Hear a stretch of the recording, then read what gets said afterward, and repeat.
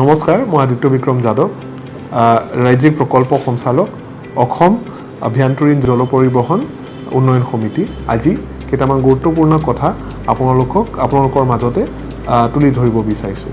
আমি আজিৰ পৰা এটা ফটোগ্ৰাফী কম্পিটিশ্যনটো আৰম্ভ কৰিছোঁ, যাৰ থিম হয় frames of the Brahmaputra life along Assam's waterways.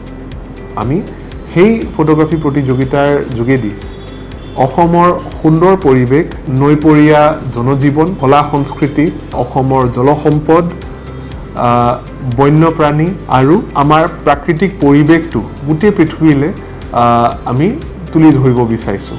যাৰ কাৰণে আপোনালোকে সকলোকে আহ্বান জনাব খুজিছোঁ যে আপোনালোকে আহক আৰু নিজৰ কেমেৰা লৈ ফটো তোলাটো আৰম্ভ কৰক, যাতে আমাৰ সুন্দৰ পৰিৱেশটো আমি গোটেই পৃথিৱীলৈ দেখাই দিব পাৰিম আৰু আপোনালোকক স্বীকৃতি আৰু পুৰস্কাৰ দিয়াৰ বাবে আমি সক্ষম হ'ম। আহক একেলগে আমি এটা সুন্দৰ পৰিৱেশটো দেখুৱাবৰ কাৰণে আগবাঢ়িম। আৰু আপোনালোকৰ যিমানখিনি স্বীকৃতিৰ বিষয় হয়, সেইটো আমি নিজৰ ছ'চিয়েল মিডিয়াৰ যিমান হেণ্ডেল আছে তাতে স্বীকৃতি দিয়াৰ কাৰণে আগবাঢ়িম।